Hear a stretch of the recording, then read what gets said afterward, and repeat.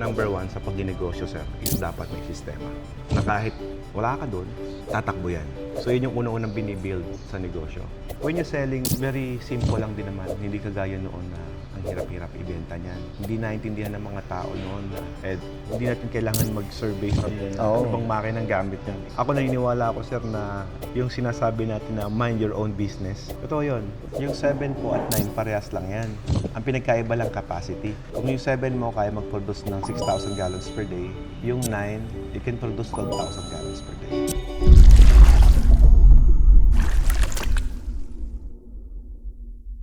Sir, ano po ang gusto mong malaman? Gusto ko magkaroon ng business na water refilling station. First business mo to, sir? Oo. Matagal ko nung gusto ito pero hindi kami makapukumpisa kasi yun nga, nag-move kami from Hawaii to Las Vegas. So, nung naka-establish na ako ng konti doon sa Las Vegas, yung asawa ko at ako nag-decide na umpisahan namin ito. Technically, sir, you are not an OFW dahil naka-residence ka na doon. Residente kami. Dito naman sa negosyo, sir, when you do your best, it compensates your effort. Hindi ka mukha ng binabanggit natin kanina na if you are doing your best, serving the nation, serving the country. Yes, may nagbabago for somehow kasi nagiging magandang example ka, nagiging magandang ehemplo ka. But the compensation after, na dapat pag nag-retire ng isang serbisyo, may maayos na kabuhayan. Kumuhayan. Oo. Kasi after mag-retire ka, sir, hihina katawan mo, sir. Kung ikaw na yung nangangailangan, yes, kaya mo magtrabaho, pero hindi na kasing lakas noon. Etong pag-inegosyo, sir, kahit humina katawan mo, may pumapasok na pera eh. Ako nga kanina, sabi ko, hindi ako makakapasok, hindi ako makapagsalita. Pagod. And then sabi ni Ella, Dad, may pumuntang client natin galing California.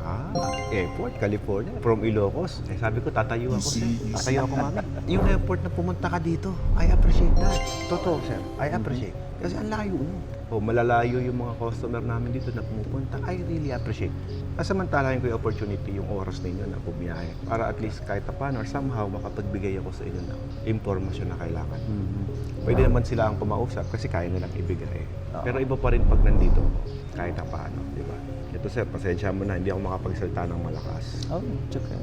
Sakto na lang po. Sa pag-inegosyo, sir, kung ano yung effort na ilalagay mo dyan, yun din yung chances na kikitain mo. Depending on kind of business ito tayo mo. Laundry, water station, yellow.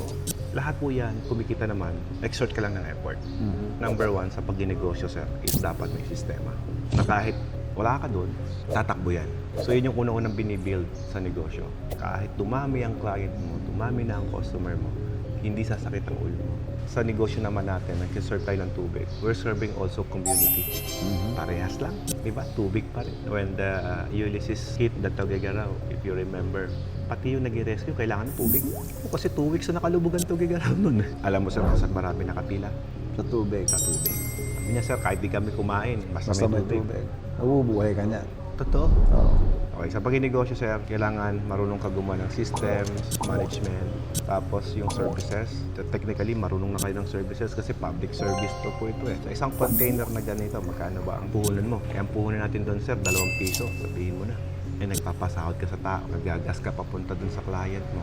Mga ganon, compete natin yan. Dagdag na lang dagdag yung mga extra services na higay natin sa produkto natin. So, ganon lang. Tapos, liquidation ngayon ng mga container. Saan napupunta yung container? Actually, very basic kasi ang liit ng puhunan eh. Compare mo, sir, sa gasol. Alam mo yung gasol na tangke? Magkano yung isang gasol na tangke na pinapahiram mo? Libo yun, boss. Oo. Samantalang dito, puhunan mo, 150 pesos. Tapos, every other day nabili kasi naubos. Eh, yung gasol, every month naubos. Kumita ka man ng 200, 150 isang gasol. Kailan pa maubos yun? Next month pa. Next month pa. Nakarami na itong tagbe 20 pesos. Kahit konti-konti, Nakarami. Every other day nabili, every day naubos eh. Sabihin mo na, 15 pesos ko, sa container, malinis. Every other day nabili. Sa 10 araw, 150. 150, oo. 10 araw pa lang, talo ko na yung gasol mo, sir. Oo. Hindi mo pa nauubos yung isang tangke mo. Yeah, malakas naman talaga ang gasol. Kasi, syempre, necessity eh. Nagluluto ang tao eh. Eh, sir, nauso na electric stove. Hindi may kompetensya yung May gasol. kompetensya yung gasol. Kinompare ko lang naman. Oo. Diba? I'm not saying na pangit na negosyo ang gasol. Maganda po yan. Number one, kailangan mo talaga ma-liquidate ng maayos yung gas tank. Problema, laking puhunan. Kung i-compare mo sa water station, ang liit ng puhunan mo na 150 pesos versus sa 1,000 pesos.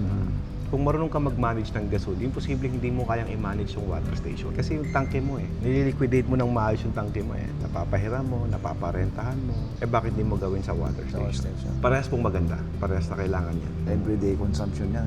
Tama. Nagluluto ang tao, uminom ang tao. Tama. Yeah. The point is, kung mag-start ka ng negosyo, yun yung mga aralin mo kasi. Saan ka ba pwede mag-market? Sino ba yung potential customer? Kung napansin mo, ini-start ko from yung may idea ka na. Kasi hindi ko pwedeng, iba-iba nga yung approach kasi sa mga nag-i-inquire dito Kagaya mo sir, nasa servisyo ka. Kaya pasensya ka na, medyo inuunti-unti ko lang. Okay. When you're selling, very simple lang din naman. Hindi kagaya noon na ang hirap-hirap ibenta niyan. Hindi naintindihan ng mga tao noon na, diba, katwiran nga natin. Dyan nga sa gripo, nainom kami. Ba't kami bibili tubig mo? Diba? Yung mga ganun. They just need to realize how important na uminom ka ng malinis sa tubig. Napakasimple. Kung kayo ng tubig para di po kayo magkasakit, di po kayo magkaroon ng sakit sa bato, di po kayo magka-diarrhea, di po kayo magka-amoeba. Diba? Bakit ba ako bibili tubig mo? Baka magka-amoeba ka. Diba? Mas mahirap yun. Baka mag-diarrhea ka. Mas mahal po ang gamot dyan. Ang marketing, very simple. This is the solution. You buy clean water sa akin and then, hindi ka nabibili ng mamahaling gamot pang maintenance mo. Swerte mo kung maganda talaga yung water resources mo. Subukan mo uminom sa poso ngayon, sir. Bukas magkikita kayo ni Doc. Doon sa lugar namin. Merong ibang water station na nagsusupply doon sa baryo namin. Pero hindi taga doon sa amin. So, isa yun sa nakita mo na, pwede maging pagkakitaan to kasi Maraming pinapasok bumibili. nga kami ng iba kung magtayo ka mismo doon, kahit pa paano, may market ka. I'm not saying na makukuha mo lahat yon pagka nagtayo ka doon, hindi. Siyempre, may suki na yun Iniisip ko, sabi ko, makipag-competensya ako rito kung talagang maganda yung product ko. Yung mga bumili nito, kahit naging maganda benta. Kadalasan ng mga bumibili sa akin o hindi na nga bumibili, yung bumili ng maliit na makina. I'll be honest, sir. Kaya kung tatanungin mo ako ngayon, nowadays, sa daming competitors, sabi mo nga, pinapasok kayo doon. Kailangan may advantage ka. Yun. Hindi natin kailangan mag-survey from yun. Oo. Ano bang makinang gamit niya? Ako naniniwala ako, sir, na yung sinasabi natin na mind your own business. Totoo yun. Kumbaga, nag-negosyo sila dyan, kumikita. Kung nabigyan ka ng idea, pinapasok nila tong lugar mo. May customer dito. Tayo ka, pero not to the point na ang reason mo para pabagsakin siya or what. Oo, no. Ang reason mo lang is para makapagnegosyo ka din kasi nakita mo na saka makapag-serve ka sa community. Kasi pag gano'n ang mentality mo, mas malaki ang chances na makakakuha ka ng customer. Pero pag ang mentality mo, pag nagtayo ko nito, pabagsakin ko yung water station yan. Wag. Huwag ka nang magnegosyo pag ganyan. Mali. Mali na. Mali yun. Yung iniisip mo pa lang yung mali na. Pag in-start mo ang negosyo na mali ang prinsipyo mo, hindi yan lalagay. Oo. Ano ba ang goal? Diba, ang mission is to provide clean water to our community. Yeah. Kahit pa paano, yung pamilya ko, mabigyan ko ng ayos na buhay. Maraming water station ang nagtayo, pero nagsara. Kasi palpak na yung inventory ng galon. For example, sir, ikaw, namuhunan ka. Magkano yung 100 galon? 155.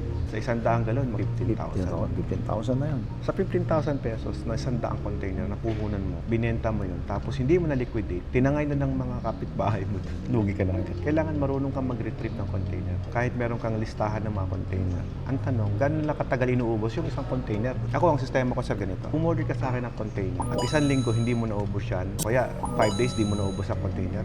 So, soli ko pera mo ang aking container. Sa 5 araw, di ka nainom ng tubig. Posibleng nagpa-refill ka na sa iba. Hindi yan pahiram na 2 linggo, 1 linggo, hindi. Hanggang pag-aari mo na yung galon. Oo, pinaparipil mo pala sa iba. Pinaparipil mo na sa iba. Mali yun. Ang mindset ng mga tao ngayon, sir, kapag po nabili ng tubig, ay bago yung container. Siyempre, para hindi mo na makuha yung container mo, anong gagawin yan? Hindi ko na ipaparipil sa'yo, baka mapalitan pa ng luma Baka bumalik yung luma kong galon Ganon usually ang nangyayari. Oo, tama to. Ay, nag-avail ka na ba, sir? Nag-avail na ko kanina, reservation. Anong package yan?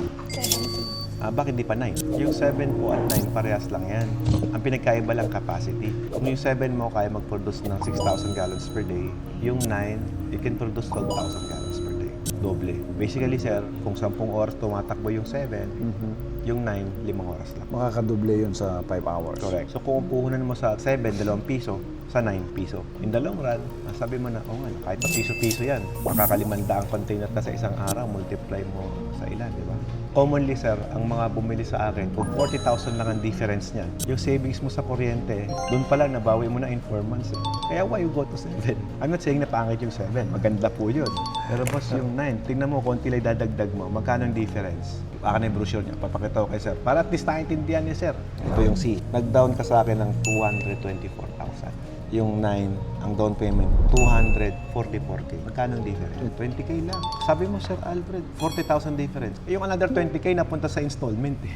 Kumbaga, instead na kinash mo sa ano yun, naging hulugan pa. 7 na yung kinuha mo eh. Kumbaga sa target natin, Alpha, tinira mo yung Charlie eh. Wala kang building. Wala pa. Pero may lote ako. Tapos yung source ng tubig dito. Bibigyan kita ng building plan, sir. Easy ka lang. Kami nang bahala dyan, sir. Sabi ko nga palagi, use your money to work for it. Pwede bang gamitin dalawa yung source of water, nawas at saka deep well? Pwede. Package na yan, laki ng makina mo eh. Pag Kasi- maganda aparato, sir, kahit anong tubig, kaya. Yun yung advantage yun eh. Kung low end yung kinuha mo, binigyan mo ko ng pangit na tubig, boss, sorry, negative. Oo. Paano ako makakapag-agree kung yung tubig hindi kaya ng equipment? Kaya naman, pero gano'ng katagal ang abutin? Kasi ang iniisip ko, halimbawa nagpalyado yung deep well, at least may alternate kaagad na Ayun, gamitin. pwede yan. Bigyan mo ko dalawang water sample para may idea ako. Libre na yung testing ng isa. LBC mo na lang, sir. Hindi naman sila. Kaya kahit nasa Vegas ka, pwede naman po na kami na makipag-communicate sa kanila. Ang only problem lang na pwede natin mangyari dito, sir, kapag ayaw nila kaming kausap. Kunwari, sir, may instruction kami sa kanila. Sir, pakipindot po ito. Sir, paki-adjust ng konti ito. Ayaw nilang galaw. Hindi, may warranty. Puntahan nyo rito. Patay tayo dyan, boss. Upon training kasi sigurado may makakalimutan kayo eh. Kasi sila yung hands-on eh. Pag may nakalimutan kayo, dapat magtanong lang kayo na magtanong. Tapos, sir, gamitin po yung cellphone, Facebook, maaari, video call, para mabilis. Habang binibideo mo pa lang yan, sir, makikita na namin yan. Ito, wala tong pressure. Makikita na namin kasi kumpleto yung monitoring center namin. Doon pa lang namin na-determine yan. Kaya kami, kahit we supply nationwide, wala kaming problem. Sa ventilation niya, kailangan ba air condition yung room? Yung aircon para sa tauhan po natin yan, para di mainitan. Yung machine may sariling pan yan. Kung hindi yan, motor pump lang yan. Binibilad nga natin sa araw, pwede yan eh. Hindi masisira yan eh. Iba yan, boss. Hindi kami gagawa ng aparatong masisira lang din agad. Napansin mo yung mga pump na nasa labas, outdoor, andar ng andar. Ulan araw din, sir. Di naman nakawawala. Makina sa kuryente ba sir? Oo, kuryente. kuryente. Hindi naman gasol. Huwag ka magalala. Ito, gasol. Kung ano mo mag-brown out. Huwag mo na isipin yun, sir. Bago pa mag-brown out yun, naka-refill ka na sigurado. Tuturo namin sa inyo yung strategy.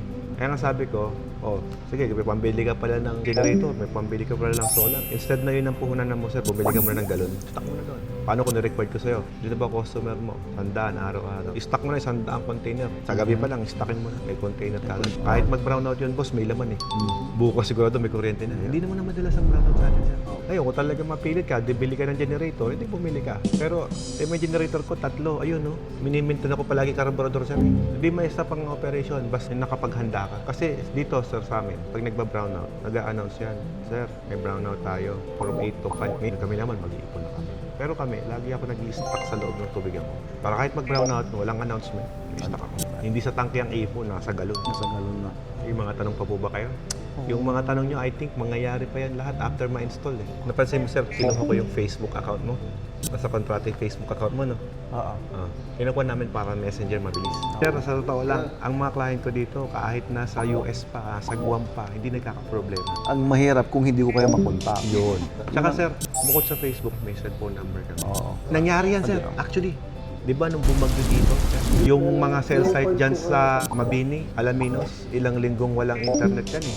Ginamit namin cellphone. Ayos naman, sir. Walang naging issue. Salamat. Ako magte-take you at ako nakabenta eh. Sana magtuloy-tuloy yung natin. It will. Yung mga permits po, tutulungan namin kayo. Kami magpo-provide nun. FBA registration, CTR, DOH, kami yon. Ang kailangan mo lang, mayors. Alright. Thank you. Salamat. Ang bira, galing pang Amerika itong mga ito.